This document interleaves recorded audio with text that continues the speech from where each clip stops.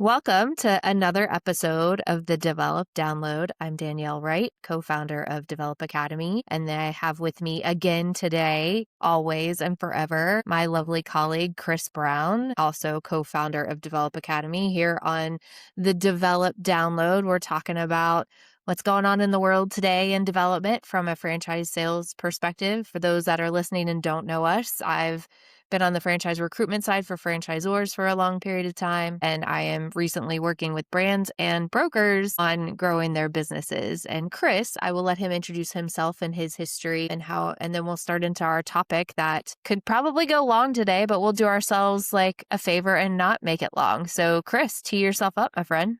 Hey, Danielle. Good to see you again. Want to talk Hi. to you in a We're while? all fresh and clean. You know, you got a haircut, I got I a know, haircut. I We're like did. rolling. I did. I decided to grow up a little bit here. Yeah, so we came into this discussion a little bit earlier today. I always like our process. We kind of toss things around. What do we want to talk about today, and what do we think is relevant, and what do we think is important? And one of the things I ask you is why this topic? Like, why now? And you and I, we do have our finger on the pulse. We do live this process. We're in it from a broker standpoint, from a consultant standpoint, from a brand development standpoint. We're listening to the franchisors, we're listening to the candidates, we're listening to our peers, and we all try to synthesize all that information into something that's hopefully helpful here, right? One of the things that I look at when I'm looking at a candidate from a developer standpoint is I like to understand a little bit about them, where they're from, what their resources are, what their experience is. And and this is important, I also like to get an understanding of just how into this are they. Because sometimes, and I'll let you talk about this from that angle, but sometimes I think when they get to the developer conversation, they're not yet convinced that they're going to do something, right? How do we get that information out of them without sounding too, not probative, but without sounding too much like an investigator, you know? Yeah. So I think the conversation we're having is in and around like the thumb of the pulse of leads, right? In franchising, we always talk about leads. You run into a franchise developer, how are your leads? How are leads going? What's going on with your leads? We're seeing a tick down in leads. We're seeing a tick up in leads. Like everybody, if you ever run into a franchise developer and you want to start a conversation, just ask them about leads. It's like dating. Like, here's the question to ask a franchise developer about leads. And so part of the stuff that Chris and I were batting around today is like the will, the want, and the capacity. What's the difference between interest and intent? And my viewpoint right now is the world's got a lot of inconsistency going on, right? You don't know what's happening from day one to day two. And I could argue that that's been the story of time, but generally there are little buckets of let's level it out before we like raise it up. Like I imagine my aura ring, right? With my stress levels, like it's good and it goes up and then it's good and it goes up. The world is more living at the higher level on a regular basis. And so when I was telling you, it's like we have no shortage of leads. Like I get plenty of leads. There's not an absence of people with interest, and not an absence of people with intent, but the struggle that I think people have from a development standpoint is utilizing your time, which is as your resource, right? To investigate a brand or with a person or take them down this pathway, whatever words we want to use to get to the intent. And I think there's a lot of people that are excited that want to learn more about owning a business for themselves and be in a specific industry, but there are a few things holding them back. And we generally don't say the economy is one of them because it's in either economy. You and I have worked in this industry a long time. We've had great economies, poor economies, and we've still had the same level of buyers, right? And so for a developer, how do you gauge that? And I think that you had some really great feedback on like what you do. And I think everybody has conversations, but at some point you have to kind of do a takeaway because it's not worth their time getting them excited about something that can't be because we don't want to have the hard conversations about what that intent looks like. Intent does mean, to your point, you were very nice about saying resources. Let's say the words. Have the money. The money is the hard part. And the way the world is shaking right now, people that have it are holding it close to the vest. Those that don't are trying to get more, which are great franchise owners because that's building, additional wealth for you. But there's really truly a barrier to entry with that. And so I think part of our conversation today is that like are other developers having the same thing? Like, when you see this, post in the chat with us or post it on our LinkedIn pages. Like, what are you seeing are your biggest struggles? Because I don't think we share that enough in franchise sales. We want everyone to think we're doing great, right? But I don't think we talk about this enough and again, we have Develop Academy training brand new franchise developers to sell franchises in the franchising industry. And that's some of the stuff we're talking with them. It's like, here's the great stuff, but let's also remember we got some negative stuff too. So I think that's our platform for today, is just kind of talking through how, what, when, where, why with leads that may or may not be ready to use those resources. Yeah, I think one of the things that we as developers, as people that work with interested parties, is that I'm so busy and my pipeline's full and I've got all these people I need to talk with. And are they buyers? Are they real? Are they people that are occupying a seat that could be occupied by somebody who is ready, willing, and able? So the key becomes determining just how is it intent? Is it just kicking the tires or just interest, like we say? And I think one of the things that I look for when I'm trying to determine, what am I going to do with this time that I'll never get back again? Right. And so I go, is this person, are they legitimately looking at buying a business? And they may not be ready. And that might not disqualify them, but it puts them in a category where I'm not dropping everything that I'm doing right now to have a conversation with them to help move them along in the process. And by the way, it's our process. It's not just my process. I'm not here to drag them along artificially. That feeds into the problem that we're trying to solve here on this piece that we're doing right now, is that, are they ready to buy? And the farther I drag those people along in the process when they're not ready to buy, the more time we're wasting, the less effective I am. And that's not fun. It's not, this is It's not kind. It's not the not, kind thing to do. It yeah, just isn't the kind thing to do. yeah. Like, if you and I were talking and we're saying, "Hey, let's look at this." And at the end of the day, you have to have money to invest in a franchise.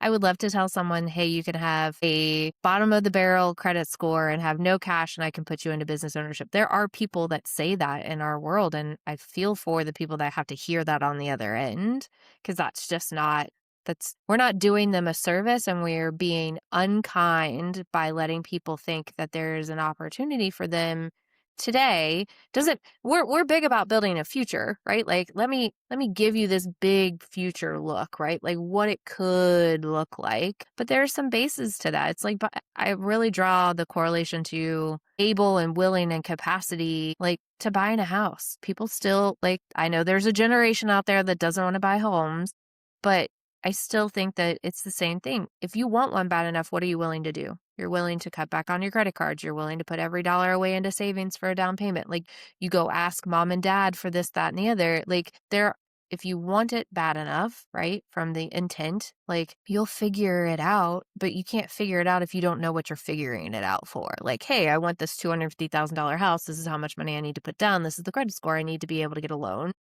that's going to have a decent interest rate. It's the same thing of buying a business. Kind of feel those ways through. But a lot of people come to us like, hey, I really want this dog franchise. I love dogs. I take care of dogs all the time. You want to put them in the business too, but what's the thing that you do to kind of get them centered on maybe now's not the time? Like, what's a qualifier that you would ask to, because some people just don't want to have those financial conversations, right? Yeah. But what is the question that you ask to get to them there? And that's exactly what I was going to lead into next, which is you Yeah. got to be willing to ask that tough question. And Yeah. you got to be willing to say what's honest, what's direct. I was having a conversation with a brand owner earlier today. Okay. And one of the things that this is FDD season, or on the tail end of it. FDDs have been filed back in April, but people are still refining them or understanding them or positioning them today. And one of those things is, when a person is looking at a brand, they need to know the good part, but they need to know the tough part too. Mhm. And so if I'm a brand owner, and this brand owner was we were in this conversation talking about how to position the brand.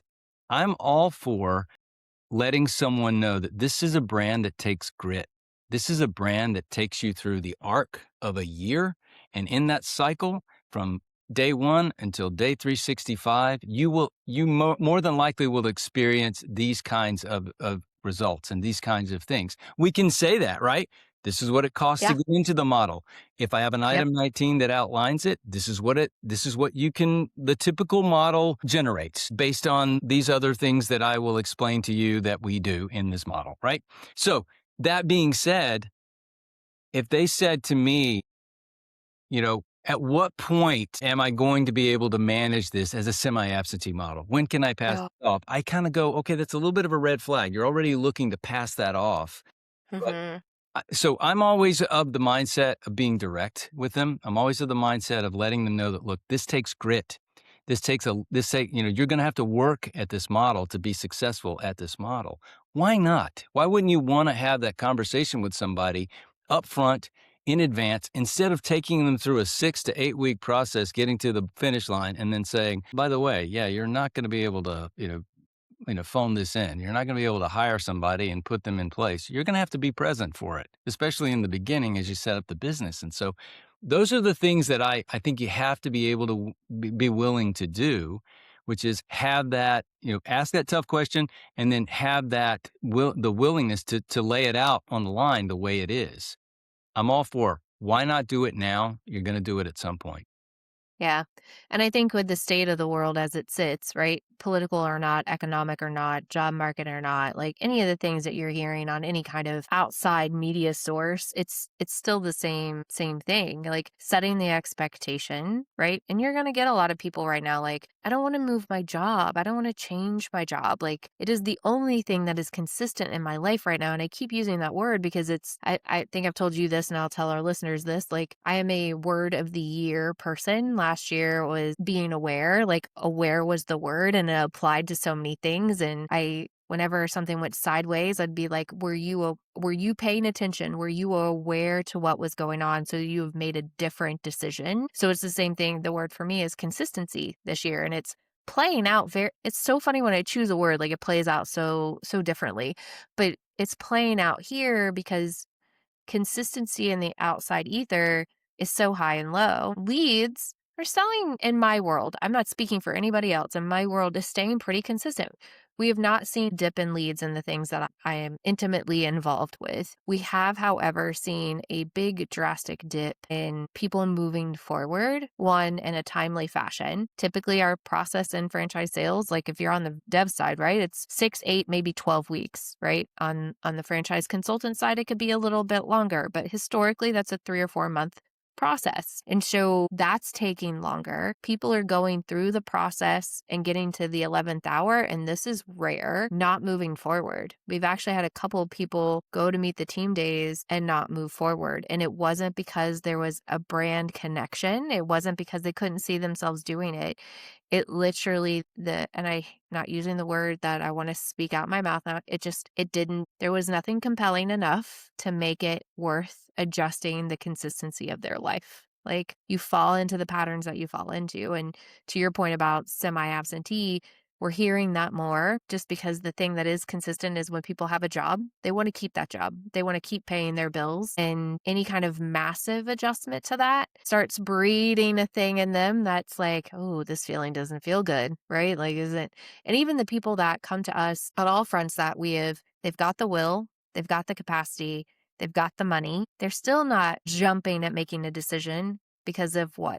The inconsistency or the volatility of day to day pieces. And so we were talking this morning. It's like, how do you make the most of the leads you've got, the time you've got, and put it in the right place? How do you know someone's really going to make it to the end? And I think the answer is you don't. You never know who's going to make it to the end. Just start asking the questions sooner. Yeah. Or like at the house model, go ahead and get yourself Equal. pre-approved or pre-qualified for if you like, hey, maybe I have $1 million to invest, but I don't want to put that all in one bucket. Maybe I'm comfortable at the 250. I want $1 million house, but am I going to get $1 million house? No, I'm okay. A $500,000 house, but I don't want $1 million house, right? It's the same thing with a business. Like, help them set that expectation for themselves, get pre-approved or pre-qualified for, yes, I could do that and here are all the ways, then start doing the due diligence of what makes you excited. Yeah, I want a pet franchise. Yeah, I want a kid franchise. Yeah, I want to work for myself. Yeah, I don't want to leave my job. I think there's just things that we as developers have to be more proactive to these days, or proactive than we ever have historically. My personal I opinion. think they tell us what we wanna hear. It's just a matter of whether we're listening or looking at it, you know? Yeah. And so think about, what are the clues they're giving us? You gave the house model there. I like that analogy because, if they're not getting pre-qualified, if they're not getting pre-approved, what does that tell you about their level of commitment? What does that tell you about their comfort right now with the risk? And that's really what it is. The word is risk. Are they seeing this as more of a risk, or is it something that, like, to your point, a lot of volatility out there in the universe right now, so people are highly reluctant to react or go with things, and keeping up in pace with what's going on in the community and the volatility. They don't want to be volatile. They want to stay close to their home base. What's working? You just said it. They want to keep that cash flow coming in, whether it's an employee or I whatever they're mean, you doing. and I do, right? Like, we don't wanna not I have bills to pay, you have bills to pay. We keep clients and work things so that we can do that, so we're aligned with everybody. I mean, Inertia is a powerful force, keeping things moving the same way they've been going but guess what? If they keep moving the same way, then they're probably going to produce the same results. So I try to key them in when I'm working with a candidate that's kind of stuck like that. I try to key them in on the reward of stepping outside of that existing action or activity or whatever they're doing. I wanna talk to a little bit of a pivot. So, uh, 'kay. I was on with someone the other day, and I noticed they had some of their, materials they did to promote themselves. Someone mentioned something about, "You can get into this franchise." It was a big franchise. "You can get into this franchise for $25,000. Let's just let that linger for a minute." And I'm gonna say this purposefully. No one in their right mind would believe that, I don't think, and I'll go on the line as saying that. Well, maybe they would. Maybe that's If you the don't know, you don't know. So maybe maybe. but anyway, that's why you and I exist, and that's why we have these things to hopefully sort of distinguish between reality and, I think that kind of person would attract the people that we're talking about weeding out in the very beginning anyway, you know? Yeah. Yeah.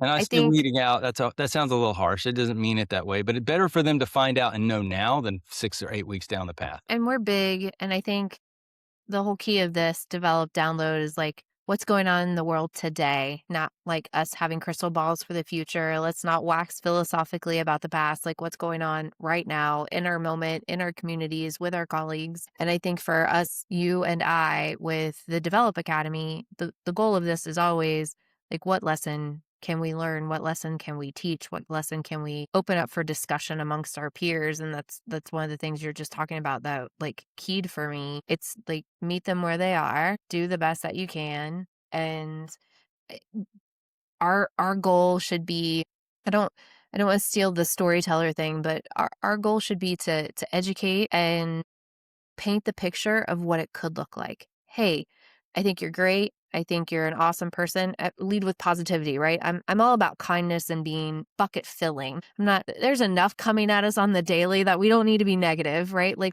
let's find something to move forward. So in my world, the takeaway that I would have here is like our role should always be as an educator. Not enough people talk about franchising, not enough people talk about franchising in a positive way.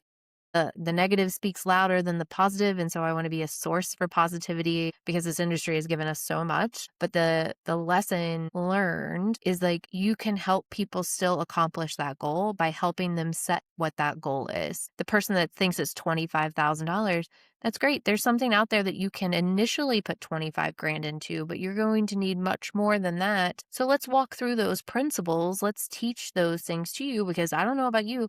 They didn't teach me that in college. They didn't teach me that in high school. I've had to have the hard knock life of understanding what budgeting and projecting and planning looks like. It's the same thing here. Maybe you don't have it today, and that's okay. And then I'm like, I don't either. I want all of these grand things. I don't have it.